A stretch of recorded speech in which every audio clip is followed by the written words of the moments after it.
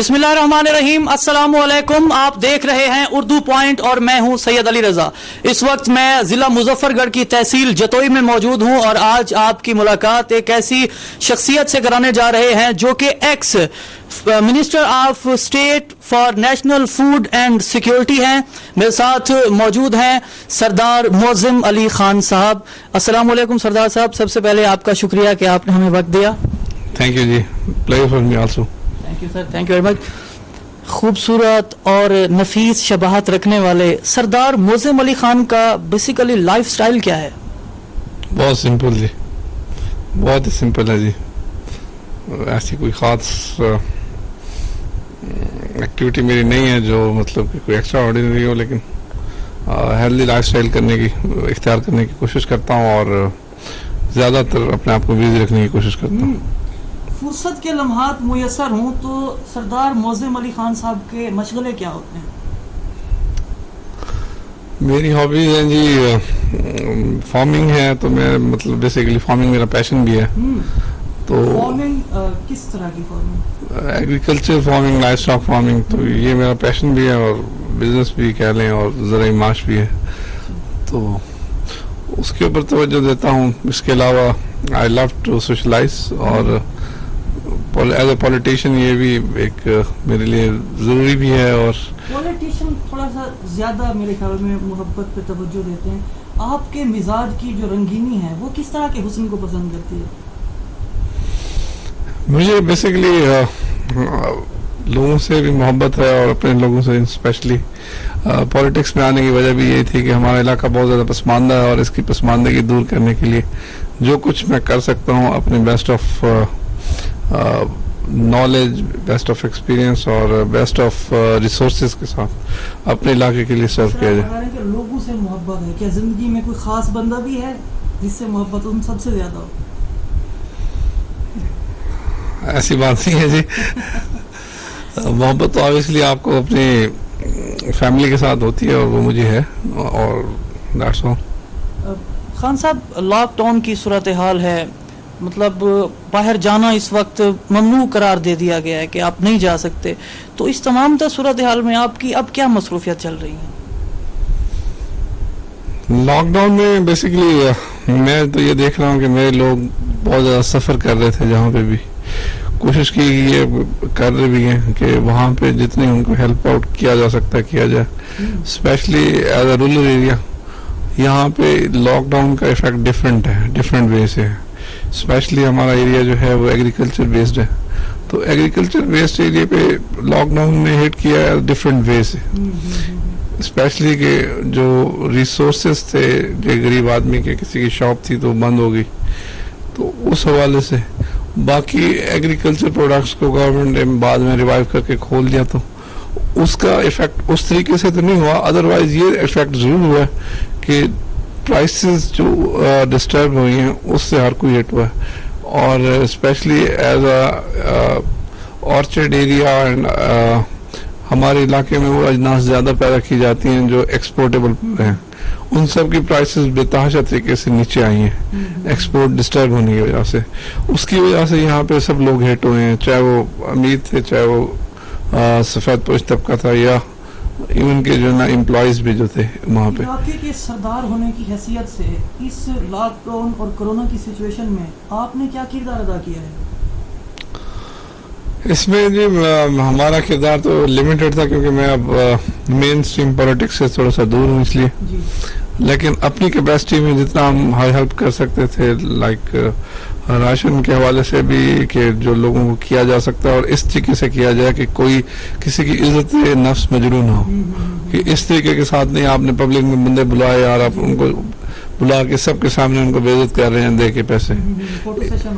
Photo session भी ज़रूरी होता है इसलिए क्योंकि आपने एक सोसाइटी को दिखाना होता है, लेकिन उसके साथ आप आवाम को बेकारी बनाते हैं। तो उस चीज़ से हट के जितना हम उनकी बेसिकली ऑफ द कह लें कि उनको मंजराम पे लाने से हट के हम जितना भी उनकी हेल्प कर सकते हैं हम करें, वो किए।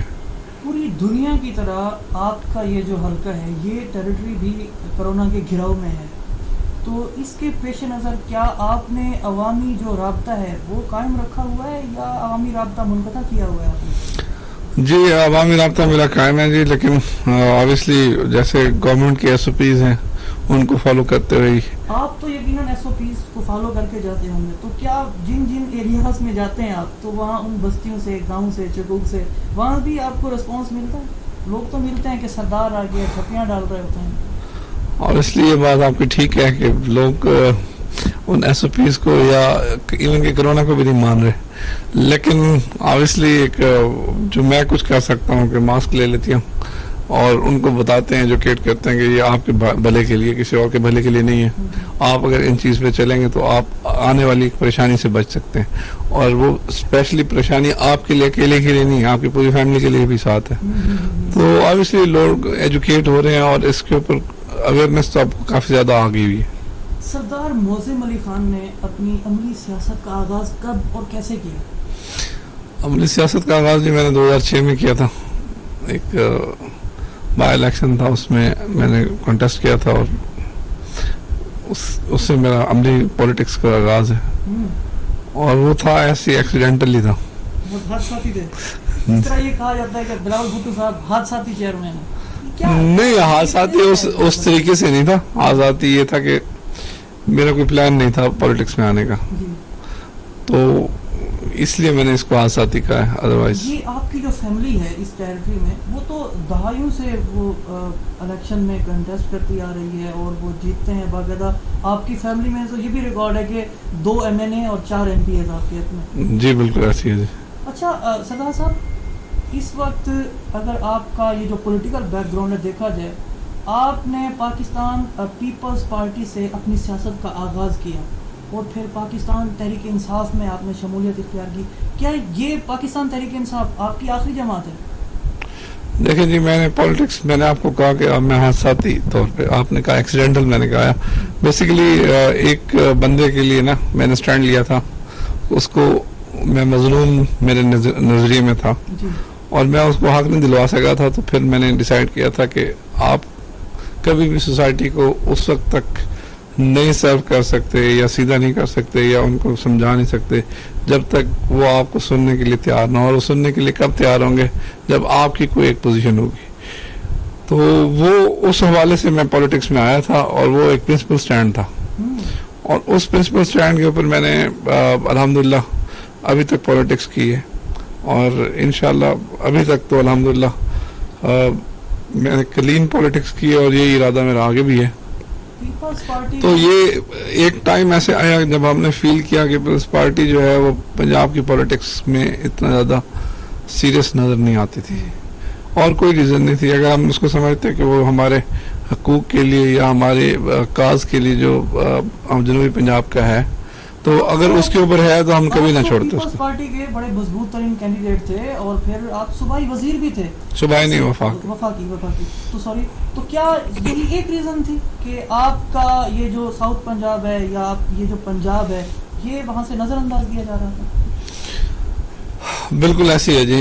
بیسیکلی میں نے جو فیل کیا، میرے اکیلے نہیں فیل کیا، یہاں پہ بہت سارے اور لوگ بھی تھے جو پاکستان پیپلز پارٹی سے تھے. ان کا بھی یہ نظریہ تھا کہ ہم لوگ جو نا بیسیکلی بلی کا بکرا بنے ہوئے ہیں، ہمیں صرف استعمال کیا جاتا ہے. اور جنوبی پنجاب نے ہمیشہ پیپلز پارٹی کو اچھا رسپانس کیا اور ووٹر تو ابھی بھی ہے پیپلز پارٹی کا. یہ تو بات نہیں ہے کہ نہیں ہے، ہم چلے گئے یہ ایک الگ بات ہے. لیکن ہم علاقائی حوالے سے اگر ہم دیکھیں تو ہمیں عہدے بھی پیپلز پارٹی نے اس جنوبی پنجاب میں ہمیشہ بہتر دی ہیں. لیکن عہدے ملنا ایک الگ چیز ہے. علاقے کی ڈیولپمنٹ، علاقے کی خیر خواہی اور جو ہمارے بیسک ایشوز تھے اس کو ایڈریس ہونا بھی ضروری ہے. اور وہ ہمیں فیل ہوتا نہیں لگ رہا تھا کہ ایسا کچھ ہوگا. اور اس وجہ سے ہم نے جو ہے نا یہ اسٹیپ آؤٹ کیا تھا، کیونکہ ہم یہ سمجھ رہے تھے کہ جو PTI ہے وہ بہتر طریقے کے ساتھ ہمارے علاقوں کو سرو کر پائے گی. PTI میں جب آپ کی شمولیت ہوئی تو کیا آپ بھی ان لوگوں میں سے تھے جن کو جہاز پر لے جایا گیا تھا؟ بالکل نہیں جی. اچھا، بالکل نہیں. الیکشن کے بعد خان صاحب کے پرائم منسٹر بننے کے بعد بھی خان صاحب سے ملاقاتیں رہی ہیں آپ کی؟ جی میری ملاقاتیں ہوئی ہیں جی. اس وقت اگر PTI کی کابینہ کو دیکھا جائے تو غیر منتخب اور جو جن کا کوئی تجربہ نہیں ہے، نا تجربہ کار لوگ بھی حساس عہدوں پر فائز ہیں، کیا آپ کو کوئی آفر ہوئی ہے؟ اس پہ میں کمنٹ نہیں کرنا چاہوں گا جی. جی اچھا، اگلا آپ کا لاہ عمل کیا ہے اس وقت؟ اب نیکسٹ کیا کرنے جا رہے ہیں؟ میں سیاسی حوالے سے کیا پلاننگ ہے آپ کی؟ میں ابھی پی ٹی آئی میں ہی ہوں، اور جب تک مجھے یہ فیل ہو رہا ہے کہ خان صاحب جو ہے نا اس کو بہتر کرنے کی کوشش کر رہے ہیں، اور جب تک وہ اپنی کوشش جاری رکھیں گے میں ان کے ساتھ ہوں. جی خان صاحب کی کارکردگی اور آپ کی جو جماعت ہے ان کی سیاسی کارکردگی سے آپ مطمئن ہیں کہ آپ کی جو جماعت ہے وہ اس وقت حکومت میں ہے؟ جی میں اگر خان صاحب کی بات کی جائے تو خان صاحب بہت اس کے اوپر ٹرائی کر رہے ہیں، اور بہت ساری چیزیں انہوں نے جو ہے نا مشکل فیصلے کیے ہیں اور کر بھی رہے ہیں، تو ان کی انٹینشن کے اوپر تو کوئی ڈاؤٹ میں نہیں کرتا. اور بات کی ہے جو ٹیم کے حوالے سے ہے وہ بیسیکلی خان صاحب نے دیکھنی ہے، وہ میرا بیسیکلی اس پہ کمنٹ میں نہیں کر سکتا. نہیں، میرا کنسرن ضرور ہے، لیکن obviously کسی میڈیا چینل پہ یا کسی باہر جب فورم ہوگا تو فورم پہ ضرور بات کرتے ہیں، اور ہوتی بھی ہے، اور وہاں پہ بات کریں گے بھی صحیح، اور کرتے بھی رہے ہیں پیچھے. لیکن obviously وہ پارٹی کے انٹرنل فیصلے ہیں، اور جو فیصلہ عمران خان صاحب کا ہوگا میرے خیال میں وہ بہتری ہوگا. جو کیا ضلع مظفر گڑھ میں اب بھی انتقام کی سیاست ہوتی ہے؟ بالکل ہوتی ہے جی. کون ہے ذمہ دار اس کا؟ اس میں حکومت بھی انوالو ہوتی ہے، جو حکومت وقت ہوتی ہے، اور ہم لوگ بھی ہیں اس میں. مطلب میرا ہم سے مطلب ہے کہ جو پولیٹیشنز ہیں، علاقائی لوگ ہیں، سارے لوگ انوالو ہیں اس میں. سر وجہ کیا ہے اس انتقام کی سیاست کی؟ یہ ایک پینڈولم ہے جس کو ہلا دیا گیا. جب آپ انصاف لوگوں کو دیں گے تو پھر کچھ بھی نہیں ہوگا. کیا سیاست میں، جنوبی پنجاب کی سیاست میں خاص طور پر پنچایت سیاست کا حسن ہے؟ بالکل ہے جی. جنوبی پنجاب سے ہٹ کے پورے پاکستان میں ہونی چاہیے پنچایت. وہ ایک وے ہے کہ آپ جلدی سچ کو باہر لے کے آتے ہیں اور لوگوں کو انصاف ملے. یہاں آپ بھی پنچایت لگاتے ہیں؟ بالکل لگاتے ہیں جی. کبھی دل میں آئے یار آج یہ والا فیصلہ نہ ہے، میرے خیال میں 19-20 ہو گئے؟ نہیں جی، میں نے کبھی ایسی چیزوں میں ہاتھ رکھا نہیں، اور نہ ہی میں چیزیں ڈیسائیڈ کرتا ہوں. میری عادت یہ ہے کہ جب میرے پاس کوئی آئے، دونوں فریقین کسی ایک پوائنٹ پہ جب تک وہ اتفاق نہیں کرتے تو میں نے کبھی کوئی ایسا فیصلہ نہیں کیا. سردار صاحب، پنچایت کا سینیریو کیسا ہوتا ہے، وہ ماحول کیسا ہوتا ہے؟ مطلب آپ کن پیرامیٹرز پہ آپ دونوں فریقین کو راضی کرنا ہوتا ہے اس میں؟ بس دیکھیں، ایک ظالم تو ہمیشہ ہر جگہ پہ ہوتا ہے، ٹھیک ہے، اور ایک چیز یہ بھی ہے کہ دیکھا جاتا ہے کہ کون سی چیزیں ایسی ہیں جہاں پہ پنچایت کی جا سکتی ہے، کون سے معاملات ایسے ہیں جس پہ نہیں کی جا سکتی. اسپیشلی کوئی ہینس کرائمز ہیں اس کے اوپر کوئی پنچایت نہیں ہوتی. وہ ایک سزا ہوتی ہے جو لوگوں کو ملتی ہے جو کرنے والے ہوتے ہیں. پنچایت تو نارملی ان چیزوں پہ کی جاتی ہے جو ایسے سول ایشوز ہیں جو سوسائٹی کے بھی ہیں اور فیملیز کے بھی ہیں، جو ویسے پنچایت کے بغیر سالو ہونے نہیں ہیں، اور لوگ 40 سال تک جو ہے نا عدالتوں کے چکر کاٹتے رہتے ہیں، اور وہ کسی پوائنٹ پہ آ کے ختم نہیں ہو سکتا. تو ہماری تو خواہش، پنچایت کا مقصد بیسیکلی یہ ہوتا ہے کہ جو بھائی لڑ رہے ہیں، کوئی فیملیز ہیں یا کوئی علاقے کے لوگ ہیں، ان کی لڑائی کو آگے بڑھنے سے روکا جائے اور ان کو انصاف دیا جائے کہ دونوں ایک پوائنٹ کے اوپر راضی ہو جائیں، اور کوئی ایسے سلسلہ کار اختیار کیا جائے کہ وہ ایسا پریشر ہو ان کی فیملیز کا، ایسے لوگ انوالو ہوں جن کی دونوں طرف سے قدر کی جاتی ہے، اور اس سوشل باؤنڈ کو اسٹرانگ کر کے یا آپ اس کا استعمال کر کے ایک کسی پوائنٹ پہ لے کے آتے ہیں جو دونوں فریقین کو ایکسیپٹیبل ہوتا ہے. تو یہ پنچایت کا حسن ہے جی. کرونا وائرس کے حوالے سے ہم وطنوں کو کوئی پیغام دینا چاہیں گے اس پلیٹ فارم سے؟ جی بالکل جی. یہ جو پینڈیمک پوری دنیا میں اس ٹائم پھیلا ہوا ہے، یہ بیسیکلی اس پہ صرف ہم کیا کر سکتے ہیں، بہت لمیٹڈ ہے ہمارے پاس. وہ یہی ہے کہ ہم اپنی کیئر کر سکتے ہیں، اور وہی ہماری نیشن کے لیے سرونگ ہے، اپنی فیملی کے لیے سرونگ ہے. اور